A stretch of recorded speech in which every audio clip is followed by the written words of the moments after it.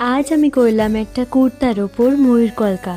অনেকদিন থেকে ভাবছি করব কিন্তু সময়ের অভাবে আর করা হয়ে ওঠেনি। এই প্লেন কুর্তাটা অনেকদিন ধরে পড়েছিল বাড়িতে, তাই ভাবলাম একটা কারুকার্য করি। এর আগে যখন ব্লাউজে কলকা করেছিলাম সেই ভিডিওগুলোতে তোমরা অনেক অনেক ভালোবাসা দিয়েছো, তার জন্য অনেক অনেক ধন্যবাদ। এই কুর্তাটা পিওর কটনের ছিল, কিন্তু কালারটা অনেক বেশি টেনে নিয়েছে। এই কুর্তাটায় আঁকার আগে আমি ভালোভাবে আয়রন করে নিয়েছি। তারপর কুর্তাটার ভেতর পাতনের জন্য আমি একটা কাগজের বোর্ড ইউজ করেছি। তারপর কুর্তার লেফট সাইডে হোয়াইট চারকোল দিয়ে একটা হালকা করে আউটলাইন করে নিয়েছি। আর ময়ূর কলকাটা আমি পুরোটা সাদা আর হলুদ রঙে রেখেছি। আমি যখনই কলকা করি না কেন আমার মনের মধ্যে প্রথমেই ময়ূর কলকাতায় ভেসে উঠবে। আচ্ছা, তোমরা কি জানো আমাদের সবার প্রিয় শ্রীকৃষ্ণের ময়ূরের পালক এত প্রিয় কেন? শ্রীকৃষ্ণের ময়ূরপুচ্ছ বা ময়ূরের পালক প্রিয় হওয়ার পেছনে প্রধান কারণ হলো তার প্রতি ময়ূরদের নিঃস্বার্থ ভালোবাসা ও কৃতজ্ঞতা। বৃন্দাবনে কৃষ্ণের মোহন বাঁশি শুনে ময়ূররা আনন্দে বিভোর হয়ে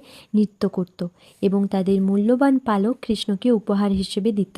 এই পালক ভালোবাসা, পবিত্রতা ও শ্রীকৃষ্ণের লীলার প্রতীক। এদিকে আমার কুর্তাটায় আঁকা কমপ্লিট। এবার বলো কেমন লাগছে এই কলকাটা? যদি ভালো লাগে তাহলে একটা লাইক করে দিও। মানে এই কলকাটা যদি তোমরা কেউ দেখে আঁকো তাহলে মেনশন করতে ভুলো না, আমি তোমাদের কাজ স্টোরিতে দেব। তোমরা যদি পাঞ্জাবি বা কুর্তার উপর এমন সুন্দর সুন্দর আর্ট ডিজাইন করাতে চাও তাহলে আমার সঙ্গে যোগাযোগ করতে পারো।